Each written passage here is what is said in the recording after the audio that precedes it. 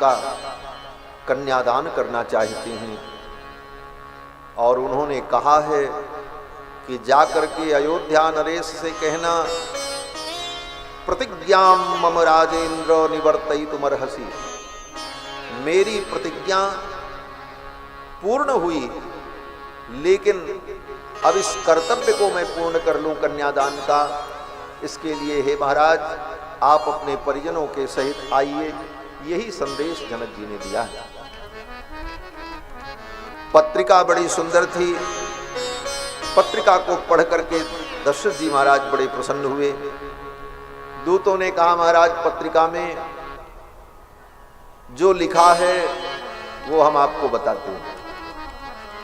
दशरथ जी ने तो पढ़ा ही, लेकिन दूत बड़े रसिक थे, मिथिला के थे। ऐसे भी मिथिला के लोग बड़े रसिक होते हैं। तो दूतों ने पत्रिका पढ़ करके सुनाई। बड़ा सुंदर पद है, बक्सर के पूज्य मामा जी की रचना, कि दूतों ने कहा कि पाती लई के आवत बानी पार से, राजा जनक दरबार से ना। हम तो पाती लेके आवत बानी पार से, राजा जनक दरबार से ना। हम तो पाती लेके आवत बानी पार से, राजा जनक दरबार से ना। राजा जनक दरबार से ना। हमरा घरवा जनक नगरिया, राजा अइली भूप दुवरिया। हमरा घरवा जनक नगरिया, राजा अइली भूप दुवरिया। मनवारीज गईले महिमा अपरंपार से, राजा जनक दरबार से ना। मनवारीज गईले महिमा अपरंपार से, राजा जनक दरबार से ना। हम तो पाती लेके आवत बानी पार से, राजा जनक दरबार से ना। राजा जनक दरबार से ना। राजा जनक दरबार से ना। हमारा राजा जनक के दिया, जिनके नाम बाटे सिया। हमरा राजा जनक के दिया, जिनके नाम बाटे सिया। कर शादी हुई है कौशल्या कुमार से, राजा जनक दरबार से ना। उनकर शादी हुई है कौशल्या कुमार से, राजा जनक दरबार से ना। हम तो पाती लईके आवत बानी पार से, राजा जनक दरबार से ना। राजा जनक दरबार से ना। सिय के शांति रूप जब जनले, पापा जनक धनुष प्रण खनले। सिय के शांति रूप जब जनले, बाबा जनक धनुष प्रण ठनले। रचना रचले सुया स्वयंवर के विचार से, राजा जनक दरबार से ना। रचना रचले सिया स्वयंवर के विचार से, राजा जनक दरबार से ना।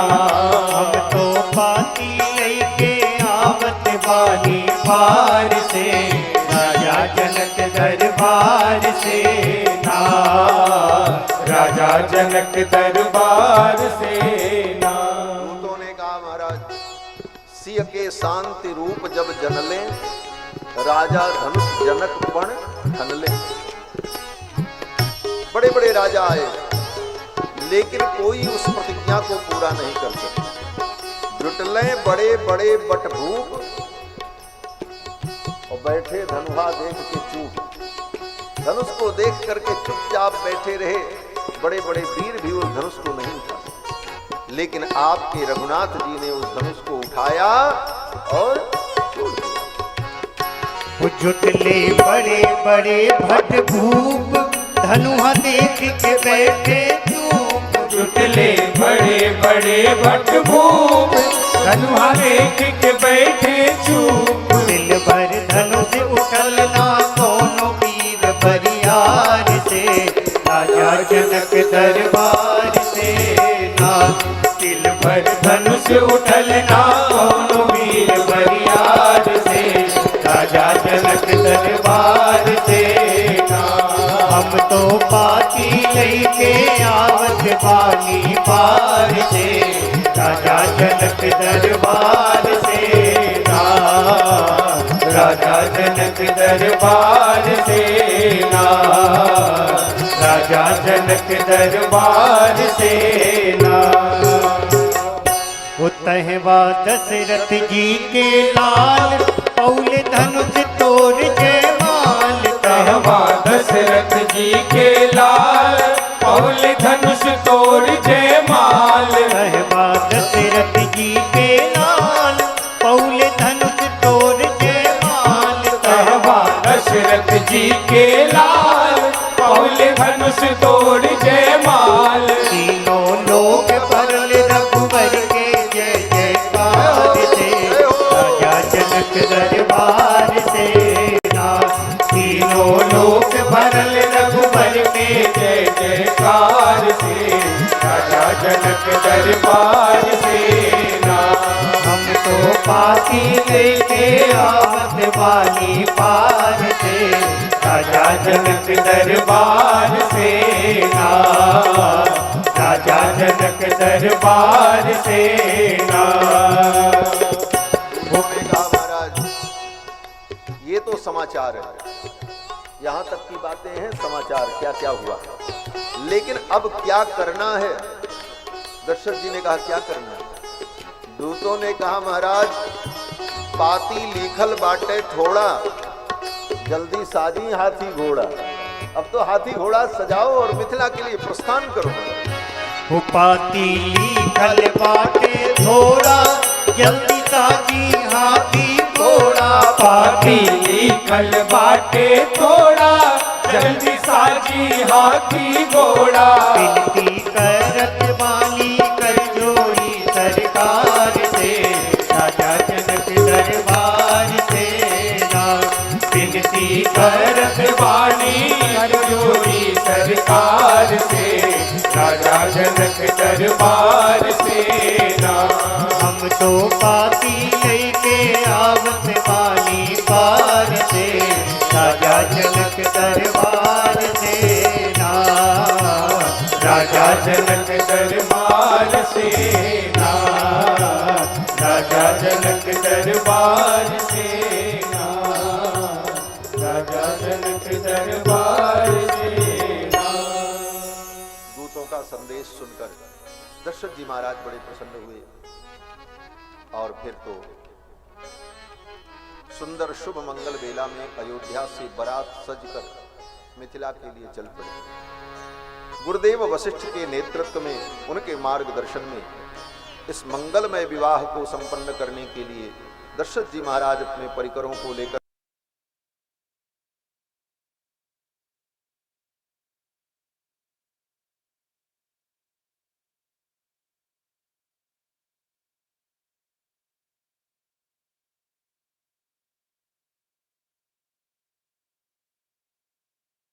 बारात आज तक आपने देखी है।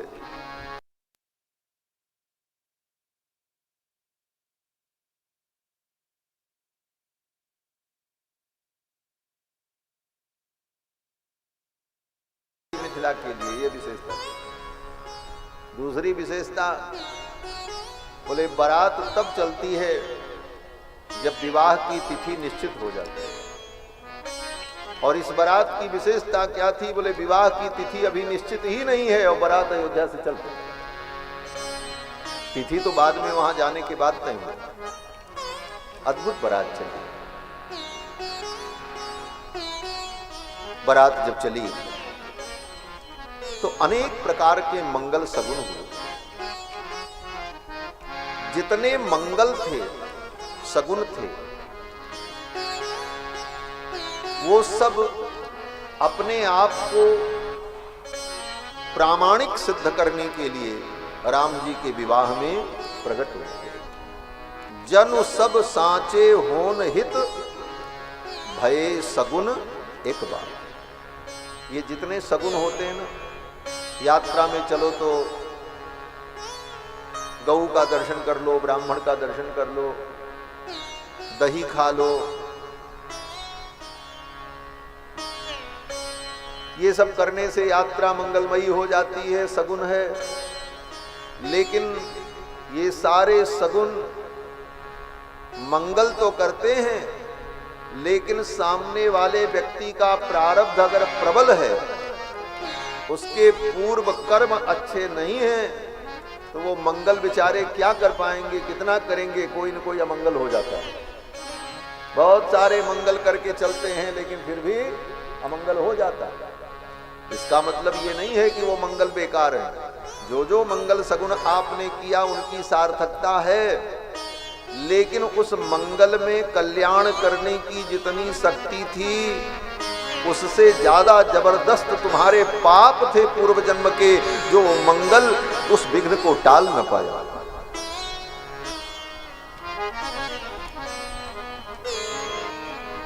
तो अब इस रहस्य को तो सामान्य आदमी जानता नहीं। सामान्य आदमी क्या कहेगा, बोले सब बेकार है, मंगल करने से कुछ नहीं होता, इन सगुनों से कुछ नहीं होता, इतना सगुन करके तो हम गए थे और सब काम बिगड़ गया। तो उन सगुनों की, मंगलों की प्रामाणिकता संदिग्ध हो जाती है। अब वो सगुन बेचारे क्या करें, जहां भी जाते लोगों का प्रारब्ध तो अपना काम करेगा ही, तो वो सगुन जो है अप्रामाणिक सिद्ध होने लगते। इसलिए सगुन ने सोचा चलो हम राम जी के विवाह में चले। क्यों? बोले राम जी के विवाह में सब मंगल ही मंगल होगा, तो वहां जाने पर तो हमारी सार्थकता सिद्ध हो जाएगी, वहां हमारी प्रामाणिकता सिद्ध हो जाएगी। वो स्वामी जी कहते हैं जन सब सांचे होन हित भये सगुन एक बार। सारे सगुन प्रकट हो गए महाराज। मृगमाला दिखाई पड़ी, लोमड़ी का दर्शन हुआ, नेवले का दर्शन हुआ, बछड़े को दूध पिलाती हुई सवत्सा गऊ का दर्शन हुआ, पुस्तक लिए हुए ब्राह्मण देवता का दर्शन हुआ, सुहागिन स्त्री का दर्शन हुआ, क्षेमकरी का दर्शन हुआ। जितने मंगल थे सब राम जी के विवाह में प्रकट हो गए। बनई न बरनत बनी बराता, बनई न बरनत बनी बराता, होई सगुन सुंदर शुभ गाता, होई सगुन सुंदर शुभ गाता। काहिन काज सुखेत सुहावा, काहिन काज सुखेत सुहावा, नकुल दरस सब काहू पावा, नकुल दरस सब काहू पावा। सानुकूल बहत्र विद बयारी, सानुकूल बहत्र विद बयारी। सघट सवाल आब बर नारी, सघट सवाल आब बर नारी। लोबा फिर दर्श दिखावा, लोबा फिर दर्श दिखावा। सुरभि सन्मुख शिशु ही पियावा, सुरभि सन्मुख शिशु ही पियावा। मृगमाला फिर दाहिने आई, मृगमाला फिर दाहिने आई। मंगल गण जनु दीन दिखाई, मंगल गण जनु दीन दिखाई। क्षेम करी कह क्षेम विषेकी, क्षेम करी कह क्षेम विषेकी। श्यामा बाम सुतर पर देखी, श्यामा बाम सुतर पर देखी। सन्मुख आयो दधि अरुमीना, सन्मुख आयो दधि अरुमीना। कर पुस्तक दुई विप्र प्रवीणा, कर पुस्तक दुई विप्र प्रवीणा। मंगलमय कल्याणमय अभिमत फलदाता रे, मंगलमय कल्याणमय अभिमत फलदाता रे। जनु सब साचे होने हित भये सगुन एक बार, जनु सब साचे होने हित भये सगुन एक बार। हाँ भये सगुन एक बार, हाँ भये सगुन एक बार। सारे सगुन प्रकट हुए।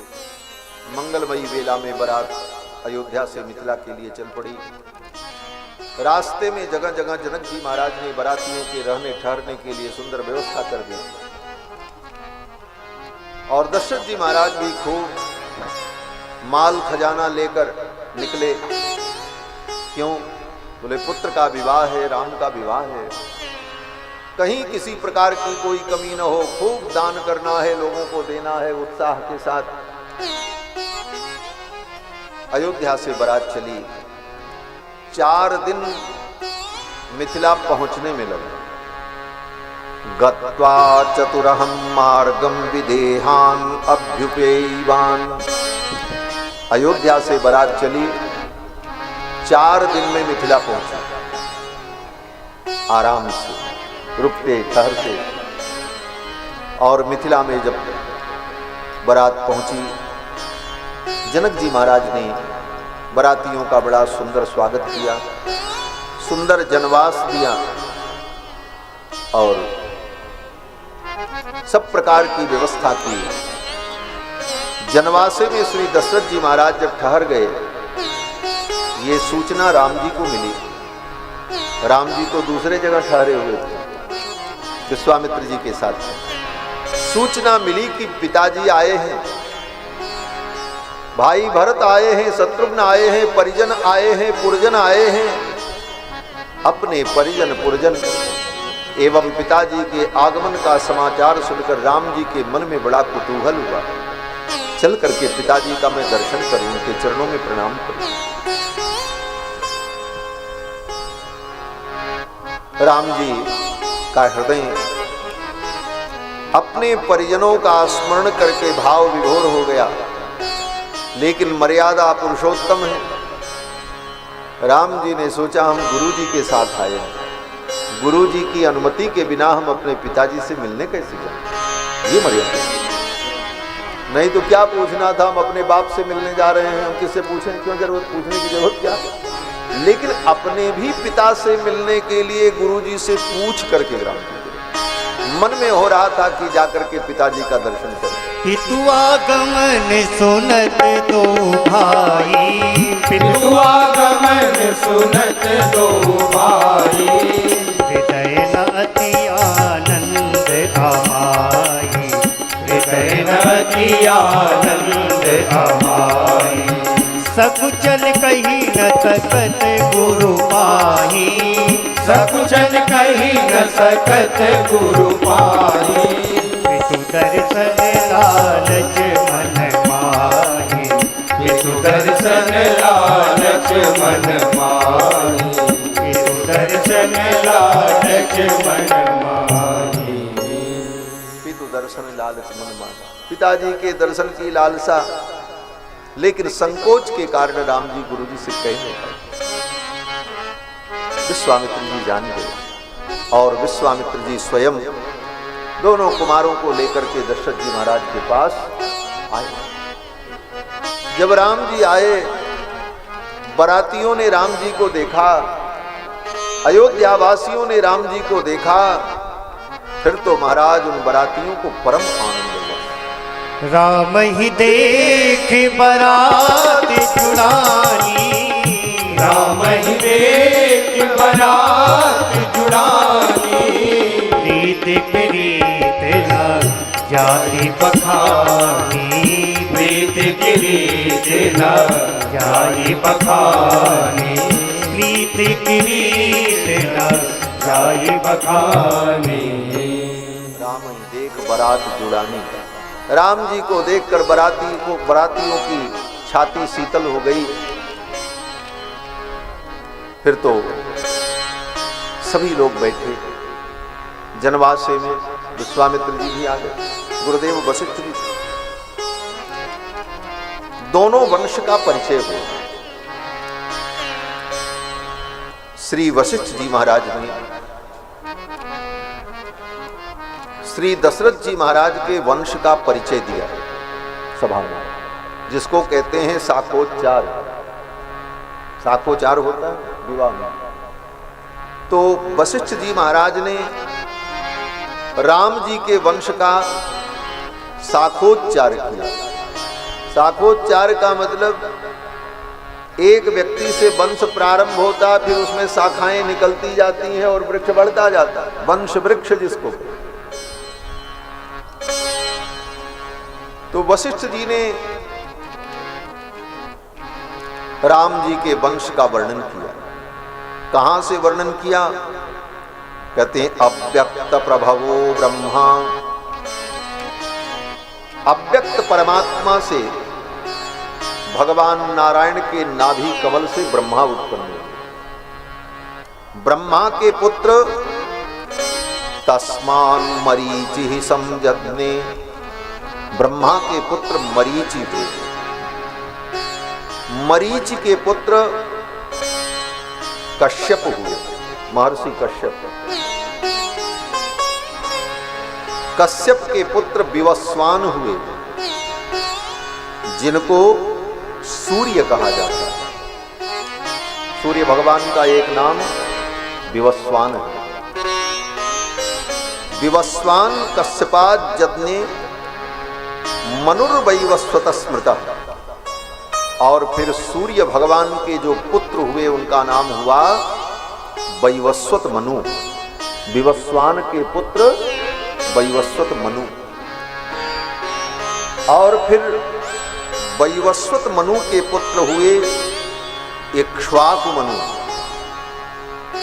फिर इक्ष्वाकु के पुत्र हुए कुक्षि, कुक्ष के पुत्र हुए विकुक्षि। इस प्रकार ब्रह्मा जी से लेकर दशरथ जी पर्यंत संपूर्ण वंश का वर्णन वशिष्ठ जी ने किया। वशिष्ठ जी ने कहा इसी वंश में दिलीप, अंशुमान, भगीरथ, ककुस्थ, रघु और कल्माशपाद, संखण, सुदर्शन, और इसी वंश में आगे चलकर अंबरीश, नहुष, ययाति, नाभाग, और नाभाग के पुत्र हुए अज, और अज के पुत्र महाराज दशरथ, और दशरथ जी के पुत्र ये रघुनाथ हुए। पूरे वंश का परिचय। वशिष्ठ जी ने कहा इन रघुनाथ के लिए, राम के लिए आपकी बेटी सीता का मैं वरण करता हूं। लोग जय जयकार करने लगे, जय जयकार हुई, लेकिन दशरथ जी महाराज का मुखमंडल बहुत आह्लादित नहीं हुआ। वशिष्ठ जी ने पूछा, राजन क्या बात है? तुम्हारे ज्येष्ठ पुत्र का विवाह होने जा रहा है, ऐसी मंगल वेला में आपको प्रसन्न होना चाहिए। दशरथ जी ने कहा, गुरुदेव प्रसन्न तो मैं भी हूं, लेकिन एक बात की चिंता है। बोले क्या? दशरथ जी ने कहा, गुरुदेव आप सब जानते हैं चौथी अवस्था में 4 पुत्र हुए, एक साथ 4 पुत्रों की प्राप्ति हुई। ये चारों कुमार एक साथ बड़े हुए, एक साथ इनका यज्ञोपवीत हुआ, एक साथ ये गुरुकुल में पढ़ने गए, और आज केवल राम का विवाह होगा। चारों का विवाह भी एक साथ हो जाता तो कितना अच्छा होता। जन्मे एक संग सब भाई, जन्मे एक संग सब भाई, भोजन शयन के लड़काई, भोजन शयन के लड़काई। एक साथ जन्म हुआ, एक साथ खेले कूदे बड़े हुए, और आज रघुनाथ का विवाह हो रहा है और अन्य भाइयों का नहीं हो रहा। अगर चारों भाइयों का विवाह एक साथ हो जाता तो यह भी सुख मैं अपनी आंखों से देख लेता, क्योंकि अब जीवन का तो कोई ठिकाना नहीं, वृद्धावस्था आ गई। इतना सुनते ही वशिष्ठ जी महाराज ने विलंब नहीं किया, और बिना पूछे, न दशरथ जी से पूछा न जनक जी से पूछा, विश्वामित्र जी ने कहा, राम लक्ष्मणयोर अर्थे त्वत्सुतये बरये नृप। हे राजन, राम के लिए सीता का और लक्ष्मण के लिए आपकी बेटी उर्मिला का मैं वरण करता हूं, इस मंडप में इस विवाह की घोषणा करता हूं। वशिष्ठ जी ने लक्ष्मण जी के विवाह की भी घोषणा कर दी। बगल में विश्वामित्र जी बैठे। विश्वामित्र जी ने सोचा मुझे भी कुछ करना चाहिए। विश्वामित्र जी ने कहा, जनक जी के छोटे भाई सांकास्य देश के राजा महाराज कुशध्वज अपने परिवार और पुत्रियों के सहित इस मंगलमय विवाह में सम्मिलित होने के लिए आए हैं। उनकी 2 बेटियां हैं, मांडवी और श्रुतकीर्ति। ये किशोरी जी की चचेरी बहन है, चाचा की बेटी। विश्वामित्र जी ने कहा, महाराज कुशध्वज की दोनों बेटियों का, भरत के लिए मांडवी का और शत्रुघ्न के लिए श्रुतकीर्ति का मैं वरण करता हूं, इस विवाह की घोषणा करता हूं। सभा में बैठे बैठे जनक जी ने घोषणा कर दी, और जब घोषणा कर दी, अब तो महाराज आनंद चतुर्गुणित हो गया। चारों तरफ बाजे बजने लगे, जय जयकार हो गए। दशरथ जी महाराज के आंखों से प्रेमाश्रु आ गए। भगवान ने कैसे लीला की, चारों पुत्रों का विवाह एक साथ होगा, यह भी सुख मैं प्राप्त कर लूंगा। दशरथ जी महाराज बड़े प्रसन्न हुए। फिर तो वशिष्ठ जी ने कहा, राजन, विवाह के पहले इनका गोदान संस्कार हो। राम लक्ष्मणयो राजन गोदानम कारयस्व पितृकार्यम च भद्रम ते ततो वैवाहिकम कुरु। पहले इनका गोदान संस्कार हो और उसके बाद नांदी मुख श्राद्ध हो पितरों का, और तब विवाह की विधि संपन्न हो। सबने कहा, विवाह की तिथि क्या होगी, नक्षत्र क्या होगा? वशिष्ठ जी ने कहा, मघा ह्यद्य, आज मघा नक्षत्र है, और आज के 3 दिन बाद तृतीय दिवसे प्रभो फल्गुन्यामुत्तरे राजस्तस्मिन् वैवाहिकम कुरु। आज मघा नक्षत्र है, आज के 3 दिन बाद उत्तरा फाल्गुनी नक्षत्र आएगा। क्यों? बोले मघा नक्षत्र के बाद पूर्वा फाल्गुनी और तब उत्तरा फाल्गुनी। वशिष्ठ जी ने कहा, उत्तरा फाल्गुनी नक्षत्र में ये मंगलमय विवाह हो। गोधूली बेला में विवाह का मुहूर्त तय हो गया, और फिर चारों कुमारों का गोदान संस्कार हुआ। गोदान का मतलब गऊ का दान नहीं, यहां पर गोदान एक संस्कार का नाम है। विवाह के पहले एक संस्कार होता है जिसको केशांत संस्कार कहते हैं। अब तो ये सब संस्कार लुप्त हो गए, नाम भी नहीं पता है लोगों। लुप्त क्या हो गए, पोथी में है, कोई करता नहीं, और जो करते हैं वो जानते हैं। केशांत संस्कार विवाह के पूर्व होता है, उसी को गोदान संस्कार कहते हैं। फिर तो चारों कुमारों का केशांत संस्कार हुआ, और फिर देवताओं का दिव्य पूजन हुआ मंडप में, और चारों दुल्हा सुंदर दूल्हा वेश में सजाए गए, बाजे बजे, और चारों दुल्हा घोड़े पर बैठकर बर वेश में राम लक्ष्मण भरत शत्रुघ्न ब्याह के लिए जनक जी के महल की ओर जाते हैं। जब राम जी घोड़े पर बैठे तो गोस्वामी जी महाराज वर्णन करते हैं कि जिस घोड़े पर राम जी बैठे वो घोड़ा कौन था। अरे वो घोड़ा कोई साधारण घोड़ा नहीं था, स्वयं कामदेव कंदर्प भगवान के विवाह में घोड़ा बनकर के आया, और उस कंदर्प की पीठ पर रघुनाथ जी बैठकर ब्याह करने जा रहे हैं। जनुबाज बेस बनाई मन से राम हित अति सोहई। जनुबाज बेस बनाई मन से राम हित अति सोहई।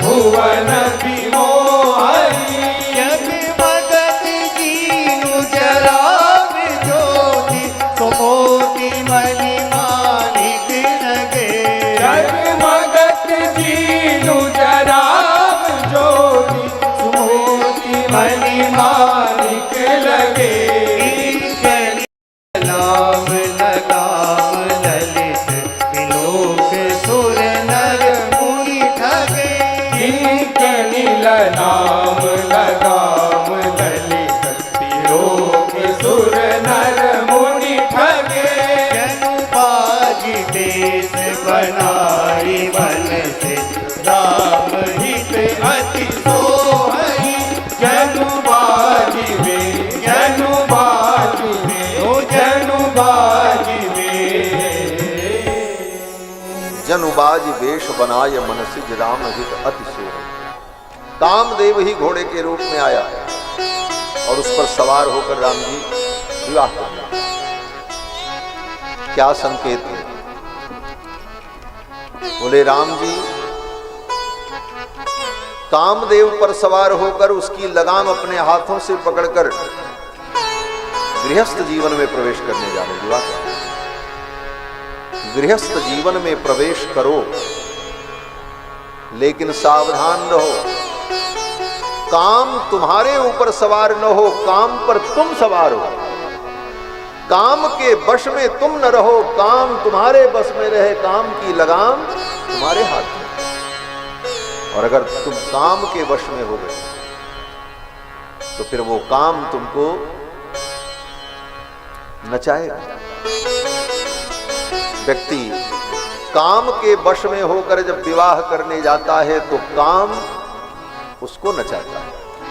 लेकिन काम ही घोड़ा बना तो राम जी ने उस घोड़े की लगाम अपने हाथ में पकड़ी और ब्याह करने गए तो उस काम को राम जी ने नचाया।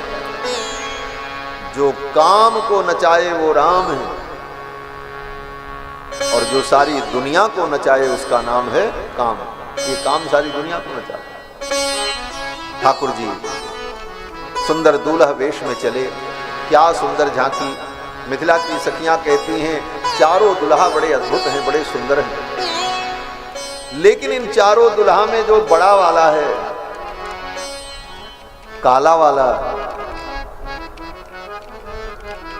करिया बाबू, ये करिया वाला दुल्हा जो है ये बहुत ज्यादा सुंदर है।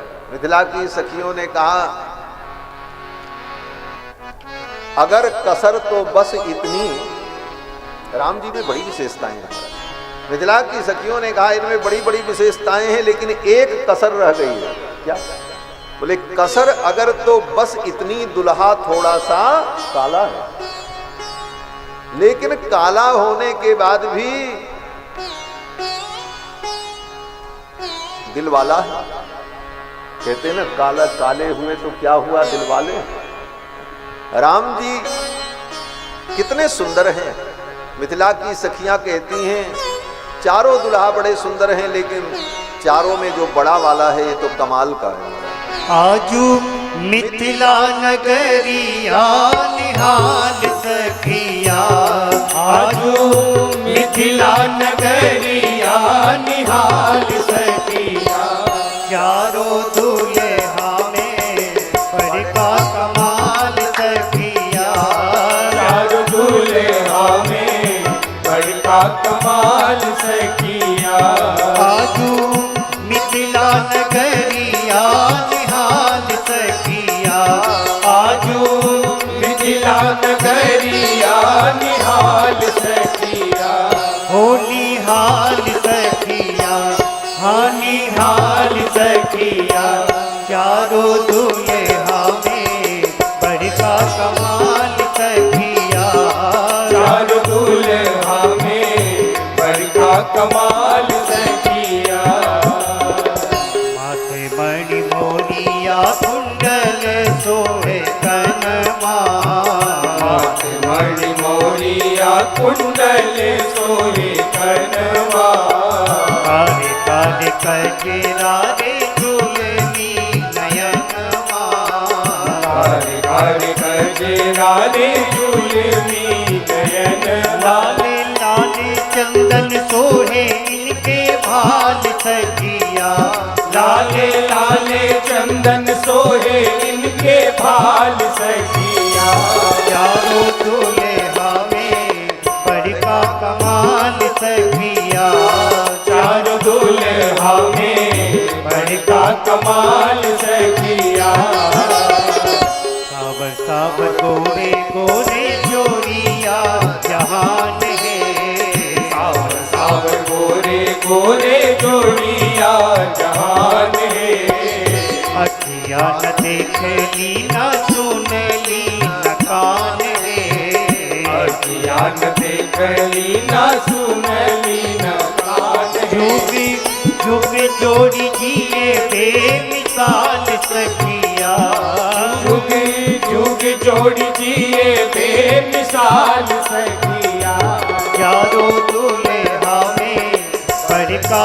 कमाल सखिया चारों दूल्हा में बड़का कमाल सखिया गगन मगन आजू मगन धरतिया मगन मगन आजू मगन धरतिया देख देख दुल्हा जी के सावरी सुरतिया देख देख दुल्हा जी के सावरी सुरतिया पाले वृद्ध नर नारी सब बेहाल सखिया पाले वृद्ध नर नारी सब बेहाल सखिया चारों दूल्हा में बड़का कमाल सखिया चारों दूल्हा में बड़का कमाल सखिया इनका लागी जोगी मुनि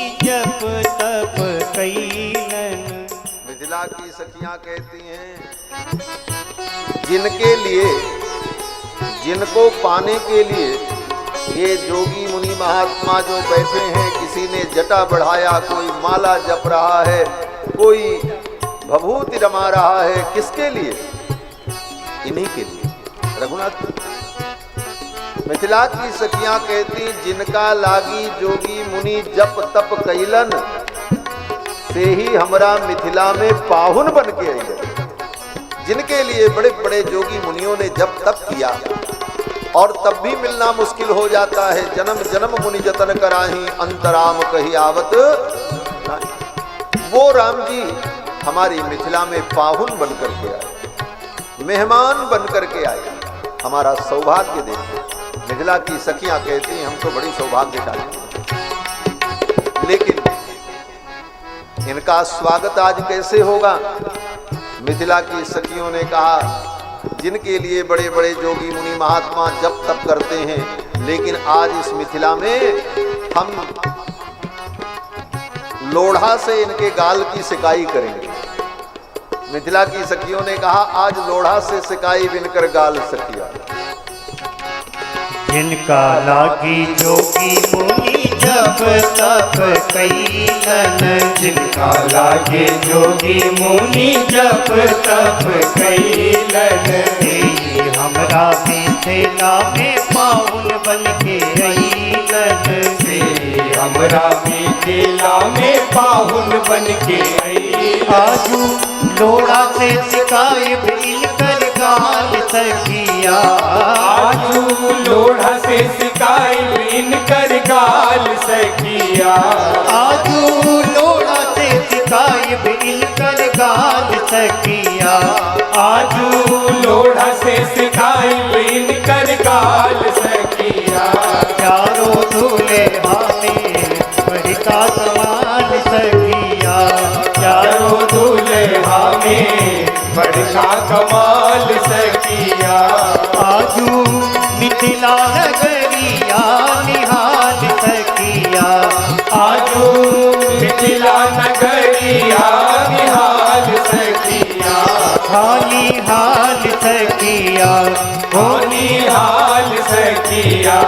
चारों दूल्हा में बड़का कमाल सखिया, चारों दूल्हा में बड़का कमाल सखिया, चारों दूल्हा में बड़का कमाल सखिया। चारों दुल्हा में बड़का कमाल सखिया। सखियों ने दुल्हा सरकार की आरती उतारी और आरती उतारने के बाद मिथिला की सखियों ने दुल्हा सरकार को उतारा। कहां से? बोले सवारी से नीचे। पहले आरती उतारी, फिर कहा आरती तो उतर गई, अब आप उतरो नीचे। लक्ष्मण जी ने कहा क्यों? हम दूल्हा हैं, राजकुमार हैं, हम सवारी पे चलेंगे, पैदल थोड़ी चलेंगे। मिथिला की सखियों ने कहा सरकार उतर करके यहां से पैदल जाना पड़ेगा, ये आंगन के अंदर हाथी घोड़े नहीं जाएंगे, मंडप तक तो पैदल ही जाना पड़ेगा। मिथिला की सखियों ने कहा कचरत पान मंद मुस्कात करत कमाल छवि रेशमी रुमाल की, उतरी पधारो पग पावणे ललित गति उपमा बतावे सखी एक एक चाल की। करिके ख्याल लक्ष्मण लाल सुनो, करिके ख्याल लक्ष्मण लाल सुनो, ना बजई हो यहाँ गाल ये गली है ससुराल की। बोलियो विचार न तो होए शिष्टाचार खूब, बोलियो विचार न तो होए शिष्टाचार खूब, लीजिए निहारी झांकी परिछन के थाल की। आरती की बाती में छिपाए लोढ़ा ताती कर, सारी और सरहज सब सिकाई करें गाल की। आपके गाल की सिकाई कर देंगे, ये गाल बजाना बंद हो जाएगा, उतर करके आप पैदल चलें। राम जी ने लक्ष्मण जी से कहा लक्ष्मण ये सखियां जो कहती हैं मान लेने में भलाई है, इनसे बहस करना ठीक नहीं। उतर गए चारों दुल्हा। पहले तो उतरना नहीं चाह रहे थे लेकिन उतर गए। जब उतर गए तो सखियों ने ताली बजाई और हंसना शुरू कर दिया। राम जी ने कहा क्यों हंसती हो? मिथिला की सखियों ने कहा सरकार कह रहे थे कि नहीं उतरेंगे नहीं उतरेंगे, तो देखो एक चुटकी में आपको हमने उतार दिया कि नहीं उतार दिया?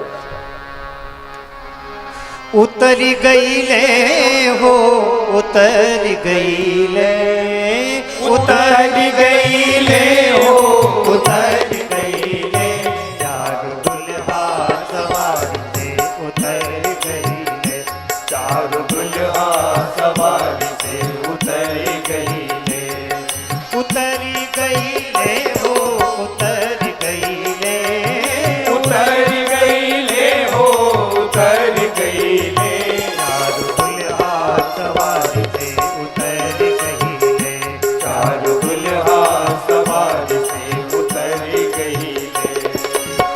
गुर को दुल्हा बघारत रही से की, गुरु को दुल्हा बघारत रहे से की, गुर को दुल्हा बघारत रही से की, गुरु को दुल्हा बघारत रहे से की, ससुरारी में से की बिसर गई ले, ससुरारी में से की बिसर गई ले, चारों दुल्हा सवारी से उतर गई ले, चारों दुल्हा सवारी से उतर गई ले। सखियों ने कहा गोरखू दुल्हा। ये गोरखू दुल्हा कौन है? लक्ष्मण जी महाराज। लक्ष्मण जी गोरे हैं और बड़े तेज हैं। लक्ष्मण जी कह रहे थे हम नहीं उतरेंगे, तो मिथिला की सखी ने कहा कि गोरखू दुल्हा बघारत रहले सेखी, लेकिन ससुरारी में सेखी बिसर गई ले। ससुरार में आकर के सारी सेखी बिसर गई और देखो इनको हमने उतार दिया। आगे सखियां कहती हैं रहिले अकड़े हम ऐसे न उतरब, रहिले अकड़े हम ऐसे न उतरब, रहिले अकड़े हम ऐसे न उतरब, रहिले अकड़े हम ऐसे न उतरब, एक चुटकी में अकड़ सुधर गई ले, एक चुटकी में अकड़ सुधर गई ले, चारों दुल्हा सवारी से उतर गई ले, चारों दुल्हा सवारी से उतर गई ले।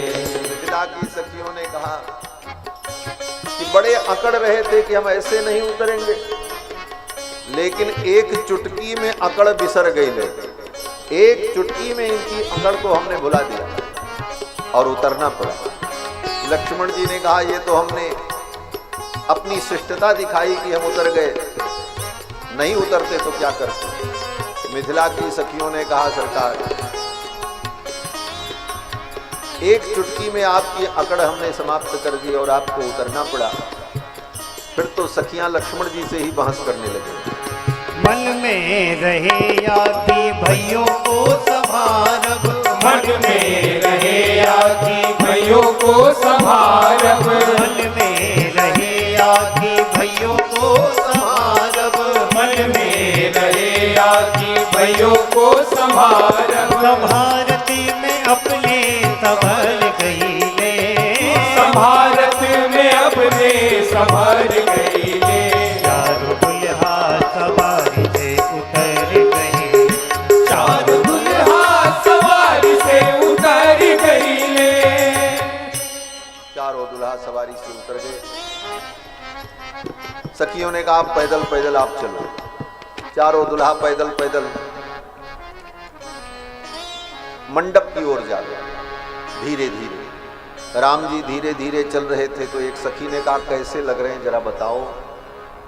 तो सखी ने कहा पग धीरे कैसे दुल्हा धरत है सखी, चले धीरे जैसे कोल्हू के बरद है सखी। जैसे कोल्हू का बैल धीरे धीरे चलता है ऐसे ही दुल्हा सरकार चल रहे हैं। सखी ने कहा पग धीरे कैसे दुल्हा धरत है सखी, पग धीरे कैसे दुल्हा धरत है सखी। चले धीरे जैसे कोल्हू के बरद है सखी, चले धीरे जैसे कोल्हू के बरद है सखी। दुल्हा सरकार जब धीरे चलते सखी कहती है कोल्हू के बैल है। एक सखी ने कहा बैल क्यों कहा? बोले बैल कोल्हू चलाता है, ये भी कोल्हू चलाते, इनका कोल्हू क्या है? सखी ने कहा ये सृष्टि जो है इनका कोल्हू है, इसको यही चलाते हैं। और इस कोल्हू में अनंत अनंत जीव रूपी सरसों को डाल करके पुनरपि जननम पुनरपि मरणम पुनरपि जननी जठरे शयनम में पेरते रहते हैं। आहे बरद वही जो बरदानी है सखी, आहे बरद वही जो बरदानी है सखी। लेकिन कोल्हू के बरद क्यों प्रमानी है सखी, लेकिन कोल्हू के बरद क्यों प्रमानी है सखी। धीरे कैसे दुल्हा धरत है सखी, पग धीरे कैसे दुल्हा धरत है सखी। चले धीरे जैसे कोल्हू के बरद है सखी, चले धीरे जैसे कोल्हू के बरद है सखी। सखियों ने कहा बरद वही जो पेरे सरसों घानी है सखी, बरद वही जो पेरे सरसों घानी है सखी, ये 84 लाख जोनी के विधानी है सखी। पेरे कोल्हू में बरद सरसों धानी है सखी, तेरे कोल्हू में बरद सरसों घानी है सखी।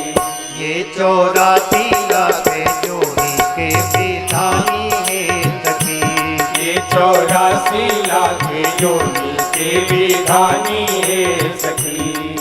सखियों ने बड़ा सुंदर मनोविनोद किया। कोल्हू का बैल कहा तो राम जी तेज चलने लगे। धीरे चलने पर जब कोल्हू का बैल बताया तो राम जी तेज चलने लगे। जब तेज चलने लगे तो सखियों ने कहा अब कैसे लग रहे हैं? तो एक सखी ने कहा जैसे बकरा बंधन से छूट जाए तो भागता है उसी तरह बकरे के समान भाग रहे हैं। राम जी ने कहा धीरे चलो तो बैल बता रही हैं, तेज चलो तो बकरा बता रही हैं, चलेंगे ही नहीं। चारों दुल्हा सरकार आंगन में खड़े हो गए। धीरे चलेंगे तो बैल कहेंगे, तेज चलो तो बकरा कहेंगे, तो क्या करें? खड़े हो गए चारों बुला। एक सखी ने कहा अब कैसे लग रहे हैं? दूसरी सखी ने कहा लग रहा जैसे 4 खंभा खड़ा कर दिया गया। एक सखी ने कहा खंभा जड़ होता है और दुल्हा चेतन है। जड़ के द्वारा दूल्हे के लिए, चेतन के लिए जड़ की उपमा देना, ये तो जड़ता है, ये तो अज्ञान है। ऐसे परम चैतन्य दूल्हे के लिए कोई उपमा नहीं मिली, खंबे की उपमा दिया। मिथिला की सखियों ने कहा संसार में जितनी जड़ चेतन वस्तुएं हैं उन सब के अंदर इनकी सत्ता विद्यमान है।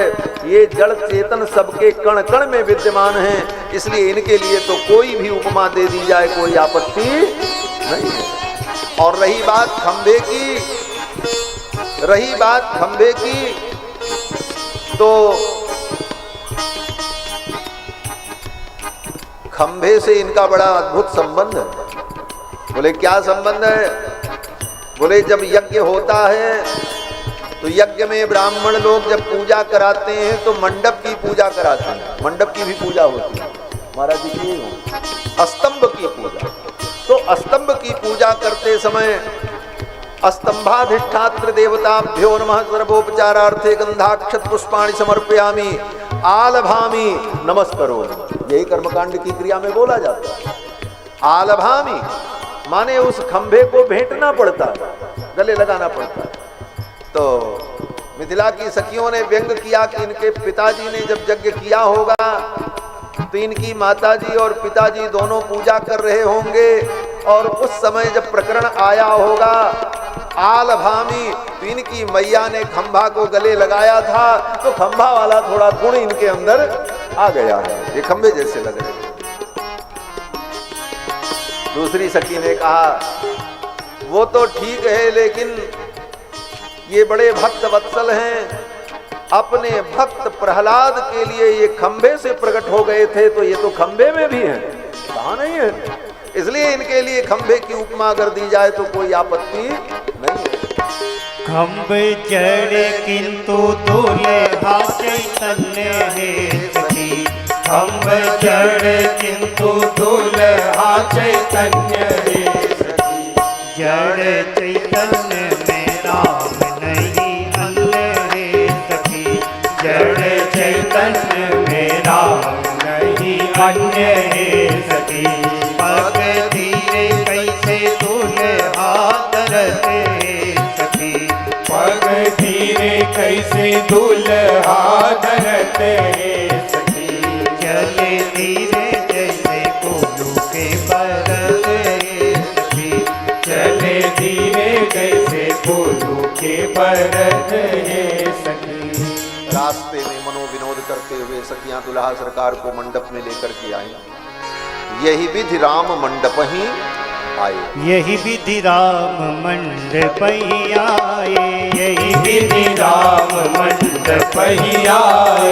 अर्घ दे आसन बैठाए, अर्घ दे आसन बैठाए। यही विधि राम मंडप ही आए, यही विधि राम मंडप ही आए। इस प्रकार सखियां दुल्हा सरकार को लेकर के मंडप में आई। ब्राह्मणों ने सुंदर वेदी का निर्माण किया।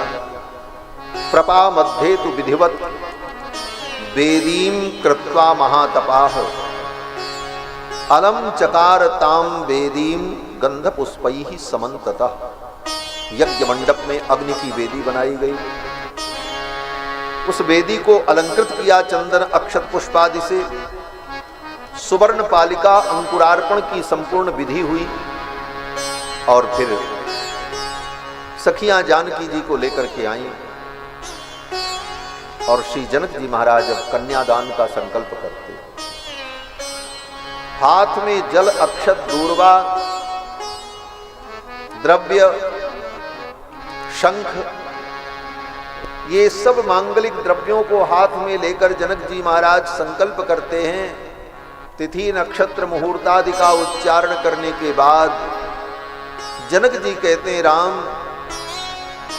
ये मेरी बेटी सीता है, इयम सीता मम सुता सहधर्मचरी तब। हे राम ये मेरी बेटी सीता आज से तुम्हारी धर्म संगिनी। प्रतीक्ष चैनाम भद्रम ते पाणिम ग्रहणी स्वपाणिना। हे राम सीता का पाणी ग्रहण करो। ये कह करके जनक जी ने संकल्प का जल राम जी के हाथ में दे दिया। इत्युक्त्वा प्राक्षिपत राजा मंत्र पूतम जलम तदा। मंत्र के द्वारा संकल्पित उस पूत पवित्र जल को राम जी के हाथ में ऐसे दिया, कन्यादान। उसी समय देवताओं ने दुंदुभी बजाई और आकाश से पुष्प की वर्षा हुई। देव दुंदुभि निर्घोषः पुष्प वर्षो महान। बोलो श्री सीता रामचंद्र भगवान की जय। देवताओं ने पुष्प की वर्षा की, जनक जी ने कन्यादान किया। इसके पश्चात जनक जी ने फिर हाथ में जल अक्षत लिया और संकल्प किया। कहा लक्ष्मण आओ, मैं उर्मिला का तुम्हें दान करना चाहता हूं। लक्ष्मणा गच्छ भद्रम ते उर्मिला मुद्यताम मया। ये उर्मिला का मैं कन्यादान तुम्हें करना चाहता हूं। और संकल्प करके जनक जी ने जब उर्मिला का कन्यादान लक्ष्मण जी को किया तो देवताओं ने फिर पुष्प की वर्षा की और जय जयकार की। बोलो श्री उर्मिला लखन लाल की जय। ये माताएं 2 मिनट बैठी रहो सब, बस आरती के बाद जाइए प्रसाद लेकर के। नारायण, बस थोड़ी सी बात कह करके वाणी को विराम देंगे। ये तो विवाह का प्रसंग है, ये समाप्त होने वाला थोड़ी। साधारण आदमी का ब्याह होता है तो पूरी रात होता है। ये तो राम जी का ब्याह है, चारों भाइयों का, एक नहीं 4-4। लेकिन संक्षेप में ही बात कहेंगे। फिर तो जनक जी महाराज ने मांडवी का कन्यादान भरत जी को किया और श्रुत कीर्ति का कन्यादान शत्रुघ्न जी को। फिर विधि पूर्वक आहुति हुई। कन्याओं को वर के दाहिने तरफ बैठाया गया और वर वधू ने यज्ञ मंडप में वर ने आहुति प्रदान की। और फिर आहुति के बाद कन्या और वर के आंचल को बांधा गया, गठबंधन किया गया।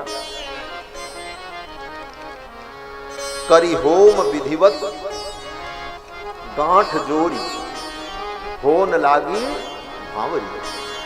करी होम विधिवत गांठ जोड़ी। होम हुआ और होम के बाद वर वधू के आंचल को बांधा गया। अब सखियों ने कैसे बांधा इसकी व्याख्या करें तो इसमें ही आधा घंटा चला जाएगा, लेकिन एक लाइन गाएंगे, बंधन करा दे। सिया सजना के गांठ में बधाऊं है सखी। सिया सजना के गांठ में बधाऊं है सखी। हे बधाऊं है सखी, हे बधाऊं है सखी। हे बधाऊं है सखी, हे बधाऊं है सखी। सिया सजना के गांठ में बधाऊं है सखी।